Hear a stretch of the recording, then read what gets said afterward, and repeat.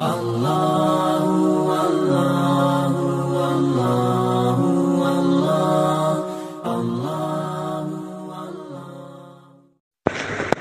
علیکم ورحمۃ اللہ وبرکاتہ۔ مولانا، آپ نے آن لائن تدریس کے بارے میں کچھ کہنے کا حکم دیا ہے۔ ہمارا ایک گروپ ہے، علم و کتاب گروپ، جس میں بہت اچھے علماء اور فضلاء جمع ہیں۔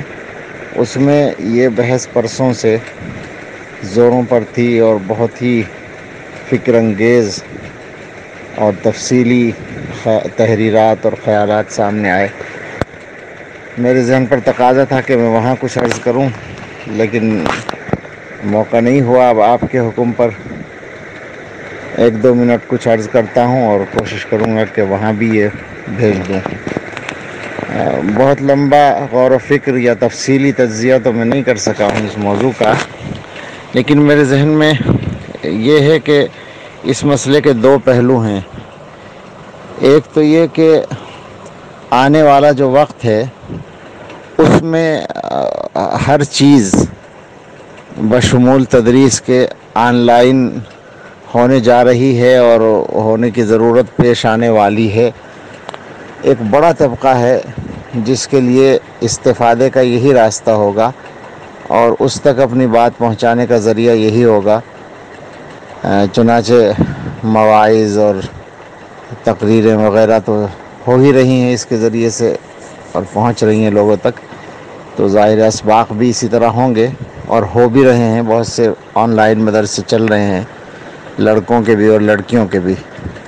لیکن دوسرا پہلو یہ ہے کہ جو موجودہ مدارس ہیں موجودہ شکل میں، ان کا باقی رہنا ہر حال میں ضروری ہے اور اسی شکل میں باقی رہنا بھی ضروری ہے۔ اس پر بہت سی باتیں آئی ہیں۔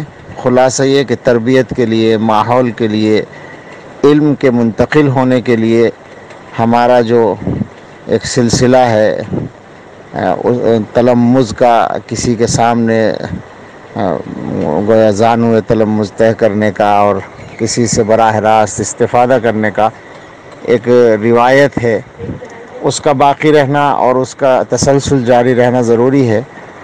تو میں یہ سمجھتا ہوں کہ اس وقت جو بحث چلی ہے اس کو فی الحال موقوف کیا جائے اور مدرسوں کی جو موجودہ چھٹی کی یا تعطل کی کیفیت ہے اس کے لیے انتظار کیا جائے، 1-2 مہینے جتنا بھی کرنا پڑے، بقرعید تک بھی ہو سکتا ہے۔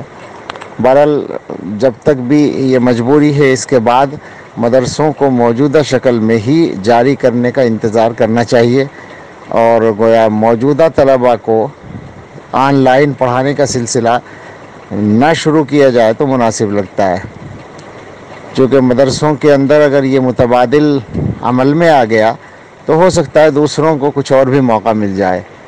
یہ بات تو ظاہر ہے کہ اس وقت تعلیمی ادارے جلدی سے کھولنے کے موڈ میں نہیں ہیں انتظامیہ، اور اس کے اپنے مقاصد ہیں، تو مدرسوں کے ساتھ بھی یہ معاملہ نہ ہو کہیں، اس لیے ہمیں انتظار کرنا چاہیے اور تعلیم میں یہ وقفہ برداشت کرنا چاہیے۔ اللہ تعالیٰ جلد از جلد مدرسوں کو آباد کرنا آسان فرما دے۔